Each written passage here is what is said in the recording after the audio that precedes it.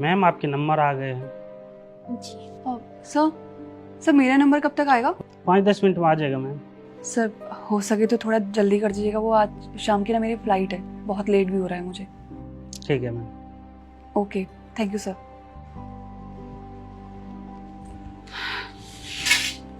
बहुत लेट हो रहा है यार। ये कोडिंग के डॉक्यूमेंट्स है ना? आप सॉफ्टवेयर इंजीनियर हो क्या?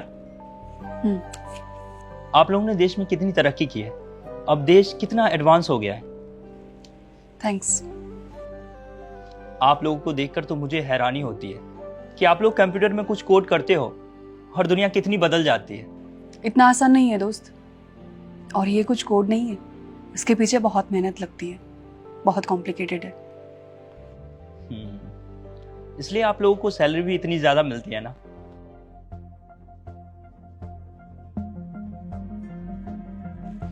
Why does everybody just sees the money in it?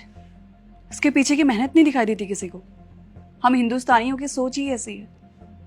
Just because मैं पूरा दिन एसी में बैठकर काम करती हूँ तो ऑब्वियसली मुझे पसीना नहीं आता होगा।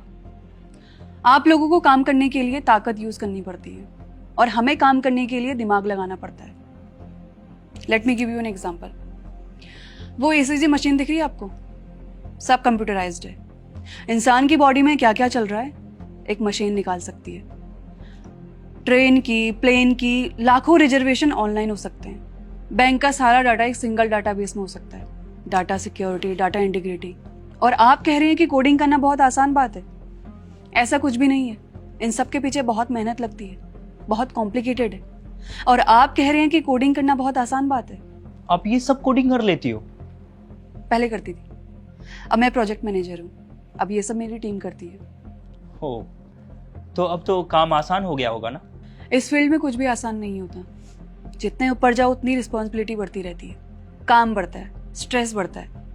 और कोडिंग और डिजाइनिंग तो फिर भी आसान बात है, अब पूरी टीम संभालनी पड़ती है। 10 लोगों को डेली समझाना पड़ता है, और अगर 2 घंटे ईमेल चेक ना करो तो लोग पैनिक होने लग जाते हैं। एक साइड से रिजल्ट का प्रेशर होता है और दूसरी साइड से कस्टमर से बात करने का प्रेशर। और इतना सब करने के बाद भी आपका बॉस आपसे कभी सेटिस्फाइड नहीं होता। दोस्तों में पता नहीं है, टेंशन और प्रेशर दोनों को एक साथ हैंडल करना कितना मुश्किल होता है। मुझे पता है मैडम, टेंशन और प्रेशर में हमने भी काम किया है। 6 साल पहले की बात, 30 लोग थे। रात 3 बजे पॉइंट 4875 पर पहुंचना था। ऊपर से दुश्मनों की फायरिंग हो रही थी। अगली गोली किस पे लगती कुछ पता नहीं था। उजाले से पहले हमें वहां पहुंचना था।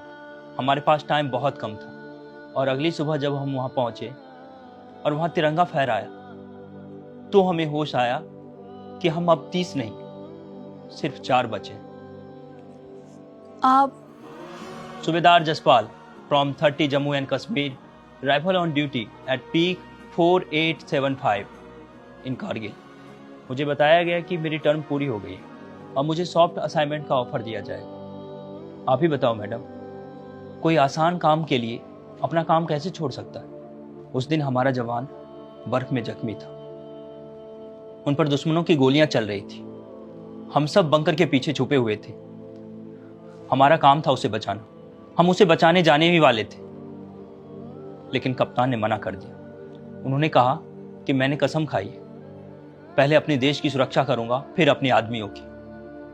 और ये वो कहकर खुद चले गए और उसे बचाते बचाते शहीद हो गए। उस दिन से उन गोलियों की आवाज मेरे कानों में गूंजती है और कप्तान का चेहरा हमेशा सामने आते रहता है। वो गोली मेरे लिए थी। टेंशन और प्रेशर में काम करना जानता हूं। सर आपके नंबर आ गया। ठीक है, nice to meet you. Thank you for your service. जय हिंद। जय हिंद। हेलो दोस्तों, कैसे हैं आप लोग? अभी जो आपने वीडियो देखी बहुत ही इंपॉर्टेंट टॉपिक पर है, तो जल्दी से इस वीडियो का सही मॉडल कमेंट करके बताइए। मैं आपके कमेंट का वेट कर रहा हूँ। साथ ही इस वीडियो को सभी फ्रेंड के साथ, फैमिली का शेयर कीजिए ताकि इसका मैसेज सभी तक पहुँच सके।